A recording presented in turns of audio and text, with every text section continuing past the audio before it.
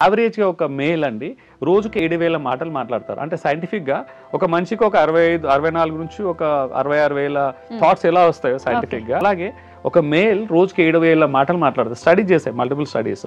కానీ అదే ఒక ఫిమేల్‌కి 20,000 మాటలు కావాలి యావరేజ్‌గా. ఉంటేనే తను హ్యాపీగా ఉంటుంది.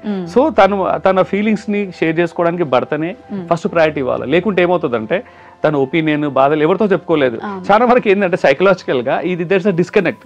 మేల్ కేమో తక్కువ మాట్లాడాలి, మితభాష ఎక్కువ మాట్లాడరు. ఎక్కువ మాట్లాడితే చెప్పిందే చెప్తున్నారు, బోరింగ్ గా కొట్టడము, అటెన్షన్ ఉండకపోవడం ఇవన్నీ అవుతాయి. కానీ సైకలాజికల్ గా they are tune like that. ఇది ఫిమేల్ దే నీడ్ అంటే వాళ్ళు ఎక్కువ మాట్లాడాలి, 20,000 మాటలు మాట్లాడాలి. ఎవరితో మాట్లాడతారు? వాళ్ళు మాట్లాడడానికి స్కోప్ లేకుంటే, ఆస్కారం లేకుంటే, ఎవరు సర్కిల్ లేకుంటే దే బికమ్ టాక్సిక్. ఇంకా సోషల్ మీడియాకి వెళ్ళడము, ఐసోలేట్ అవ్వడము, స్ట్రెస్ అవ్వడం, డిప్రెషన్ కూడా లోన్ అవుతున్నారు.